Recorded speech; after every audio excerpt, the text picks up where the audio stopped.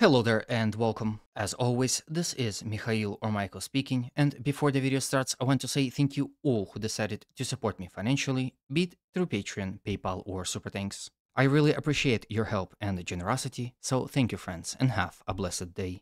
Now, today's video I will start with famous Ukrainian Kursk offensive, which just started few days ago. Now, unfortunately, due to my health condition, I missed out in the beginning, but now I'm better, so let's go. First, let's discuss situation within Sudzha city. As you can see, Syriac maps had depicted most of the locality in Ukrainian control. However, a lot of Russian and Ukrainian sources claim that Ukrainian control within the city is much smaller than it is shown on this map.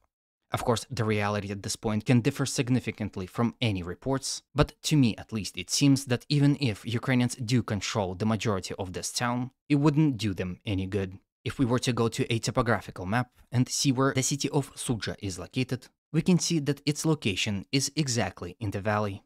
So even if Ukrainians do control majority of that city, their positions within it would still be disadvantaged due to the fact that Russians are controlling dominating heights that completely overlooks the city of Sudzha. Now, it seems Ukrainians made several attempts at crossing the Sudzha River, which is located here and splits the city in two. However, it seems those attacks were unsuccessful, and instead they decided to go around north of Sudzha city in attempt to outflank the defending Russians. Now, slowly but surely, Russian reinforcements are arriving to the Kursk Oblast. Not all of them, of course, are immediately thrown to the battle. Some require some reorganization. But the amount of Russian troops simultaneously engaged in fighting across this front line is increasing day by day.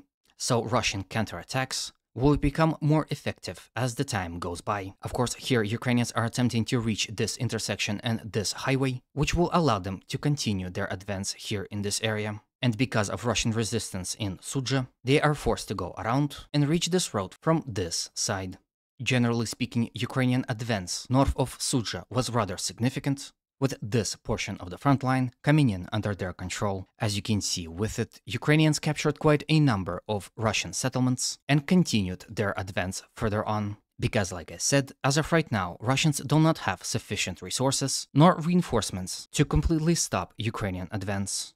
Then from this portion of the front line, let's move here, where Ukrainians also managed to advance and capture those territories within the last 24 hours. And as a result of that, the village of Snagost came under Ukrainian control. Here, Ukrainians are attempting multiple things at the same time. First of all, they are attacking along this road in the direction of Koreneva, but so far all of the attacks in its direction were successfully repelled by the Russians. And it seems it is because of that Ukrainians now are attempting to attack elsewhere, to not only fully bypass Koreneva, but also this big forest. Also, as you can see, behind Koreneva is a river, which Russians will surely use as a natural defensive line. So perhaps going around it through this area, where the river seems to be narrow, is a good call for the Ukrainians. Now, it is important to note that since Snagost fell to the Ukrainians, they will most certainly continue their offensive here in this area in the direction of Byakhovo, Apanasovka, and 10 Octyabr, as well as Vishnevka, and eventually Krasnooktyabrskaya. Of course, let's not forget the village of Komarovka. So again, this works in line with the idea that Ukrainians will probably try to envelop and flank Russian defenders in Koreneva. Now let's discuss the situation around the city of Koreneva and the reasons why Ukrainians were so desperately attacking in its direction in attempt to capture it as quickly as possible. If we zoom out, we can see that this city protects more important city of Rylsk. Now, if Ukrainians were to successfully capture this settlement within just one day, nothing would stop them from reaching Rylsk within another day or two, which would have meant an operational crisis for the Russian formations in this sector. Now, if we were to zoom into Rylsk, we can see that a E38 highway goes through it, and generally speaking, this is the biggest settlement across this entire area. So at least to me it seems this is Ukrainian's second strategic goal. The other one, of course, is Sudzha city. Now, for the convenience of the next point of our discussion, I highlighted Russo-Ukrainian border, so it would be easier for you to understand. Like mentioned previously, here Ukrainians are attempting to attack towards Rylsk through the city of Koreneva. Again, so far, they were unsuccessful in that endeavor. Interestingly enough, about a day ago, news surfaced that Ukrainians are also concentrating their troops around the city of Glukhov. If that is to be the case, it would mean that sooner or later, Ukrainians will start attacking from this axis as well, along the E38 road, just like they did here, in the direction of Rylsk. If that Ukrainian operation is to be successful, the entire army group of Russian forces located here in this area will find themselves encircled completely. Now, the more Ukrainians attack towards Koreneva unsuccessfully, the more likely this scenario becomes. In my honest opinion, if news of Ukrainian concentration of force is true around Glukhov, then that part of the operation will kick in just few days. Other option, of course, is Ukrainians will stop attacking towards Rylsk and will become more focused around Sudzha.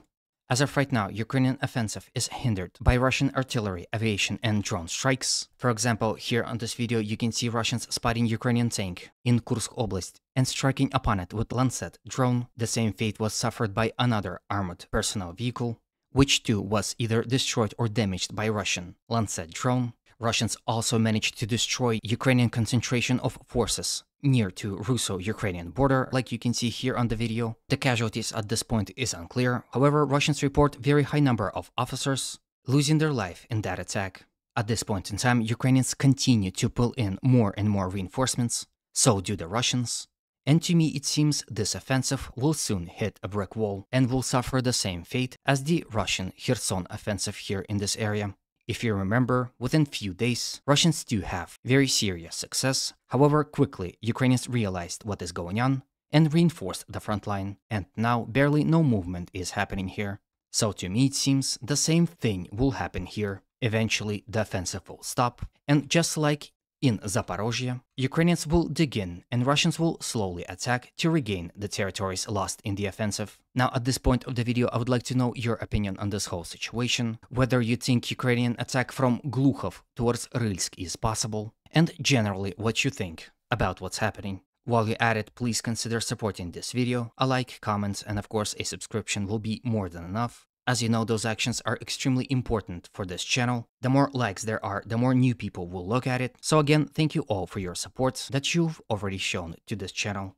Now, with this out of the way, let's move on to other changes on the front line, although there aren't many that are coming out today. First one is in favor of the Russians, and it comes from Seversk frontline, where as a result of successful offensive actions conducted by the Russians, this small portion of the front line, which to me looks funny, came under Russian control. If we zoom in, we can see that this is a street of what would seem to be Perizne village, and with those recent territorial developments, now Russians have ability to storm not only village of Perizne, which they are currently doing right now, but also the village of Fedorivka, which, if we zoom out, becomes more dangerously isolated from the rest of the Ukrainian force.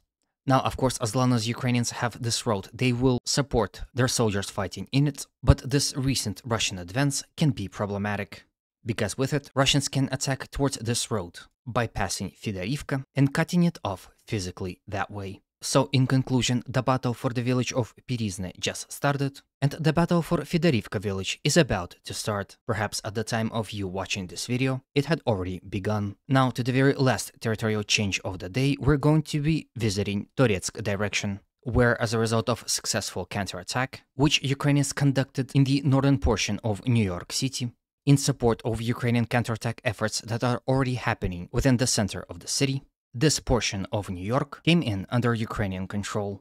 For a long time, Ukrainians here were conducting counter-offensive measures to not only stop Russians from capturing New York, but to prevent an encirclement, so the concentration of Ukrainian attacks here in this sector makes a lot of sense. Again, it is also important to note that Ukrainians are also counterattacking here in attempt to do the same. However, unlike in New York, Russian defenses here hold strong. Generally speaking, Ukrainian Kursk offensive did not really reflect in any way on other sectors of the front line. A lot of pro-Ukrainian channels speculated that Russians would be forced to relocate some of their formations from Ukraine into Kursk Oblast. However, that is not necessary, because Russians do have some reserves. They just need time to organize it in the Kursk region. With this, I end today's video. Hopefully it was to your liking and was informative enough. As always, humanity calls me to condemn all violence against human beings. Have a great day, and always remember, Russia will be free and great.